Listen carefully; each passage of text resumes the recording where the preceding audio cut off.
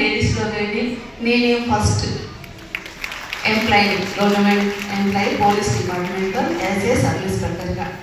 అయితే మా చరిత్ర ఏంటంటే, మా నాన్నగారు తను యుక్త వయసు వచ్చినప్పటికీ మా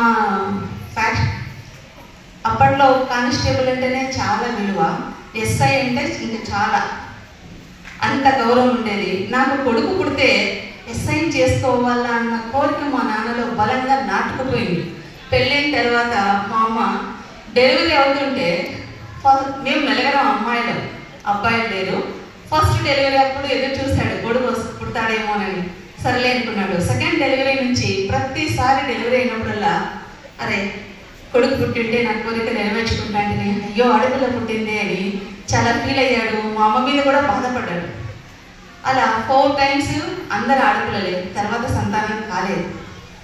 తర్వాత మమ్మల్ని అందరినీ బాగా చదివించాలనేసి మా అమ్మకు బాగా కోరిక పుట్టింది. ఎందుకంటే మా అమ్మ చదువుకోలేదు, మా నాన్నగారు ఇంతే చదివారు. అయితే నాకు చదువు రాదు కాబట్టి నేను ఏ బస్సు ఎక్కలేను, దిగలేను. నా పిల్లలు అలాంటి పరిస్థితి అనుభవించకూడదు.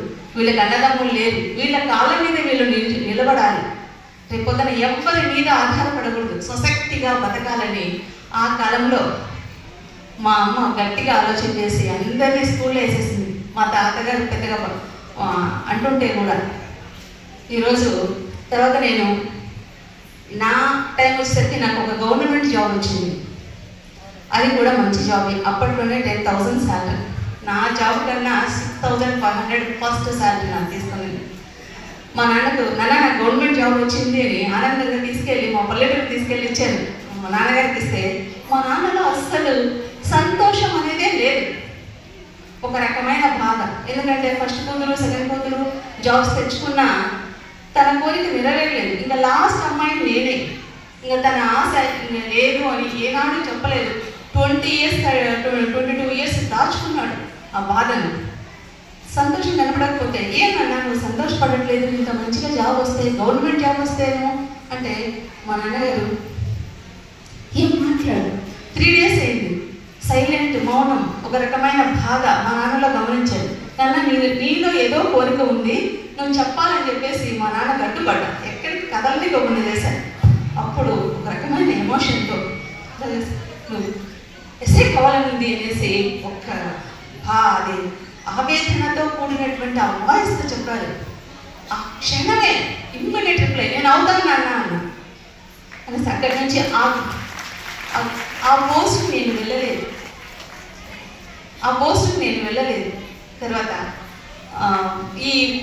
మా నాన్న కోరిక ప్రకారము నేను ఎస్ఐ అయ్యాను. అంటే మా నాన్న కోరికను నెరవేర్చాను. అంటే అబ్బాయిలు లేరు, నా కోరిక నెరవేరు అనుకుంటే కూడా మహిళనై పుట్టి కూడా తండ్రి గారి కోరికను నెరవేర్చగలిగింది. నేను ఏదైనా ఇదే కాబట్టి మనం కూడా స్త్రీలము ఏదైనా సాధించాలి అనే పట్టుదల పడితే ఏదైనా సాధించగలము. మనం తల్లి గర్భంలో 1 నెల ఎక్స్ట్రా ఉంటాం, 10 నెలలు ఉంటాం. మనకు ఆలోచన శక్తి, ఓపిక అన్నీ కూడా పురుషులతో ఏమాత్రమో తగ్గిపోము. మనము పురుషులు తక్కువ అనేది కాదు. బీజము గొప్పదా, భూమి గొప్పదా అంటే బీజం ఉంటూనే భూమిలో మలుస్తుంది, భూమి ఉంటేనే ఆ విత్తనానికి వృక్షంగా మారే అవకాశం ఉంటుంది. అంత మిళితమై ఉన్నాం పురుషము స్త్రీలను. గొప్ప తక్కువ అనే దాంతో కాకుండా సమానమైన భావనతో ముందుకు వెళ్ళాలి. ముఖ్యంగా స్త్రీ ఆర్థిక స్వాతంత్రం తెచ్చుకోండి. ఎందుకంటే నేను మహిళా పోలీస్ స్టేషన్ చేశాను. వాళ్ళ బాధలు చూస్తూ ఉంటే అంతా కూడా ధనం మూలం ఇదనం జగత్ అంటారు కదా, ఆ రకంగా ధనంతో వాళ్ళ యొక్క జాబ్స్తో ముడిపడి ఉంది వాళ్ళ జీవన విధానం కొంతమంది విషయంలో. కాబట్టి మీ పిల్లలు మీరు కానీ మంచి జాబ్ తెచ్చుకోండి, ఆర్థిక స్వాతంత్రం తెచ్చుకోండి, ఆరోగ్యాన్ని బాగా పెట్టుకోండి. All the best. Thank you madam, thank you. Super. అదే కూడా అంతర్జాతీయ మహిళా దినోత్సవ శుభాకాంక్షలు. Thank you madam, thank you so much. చక్కటి సందేశాన్ని అందజేశారు. సో ఈనాటి మన నారీశక్తి పురస్కార కార్యక్రమానికి మన ఆహ్వానాన్ని గురించి చూసిన విజయలక్ష్మి గారిని స్వాగతిస్తున్నాం.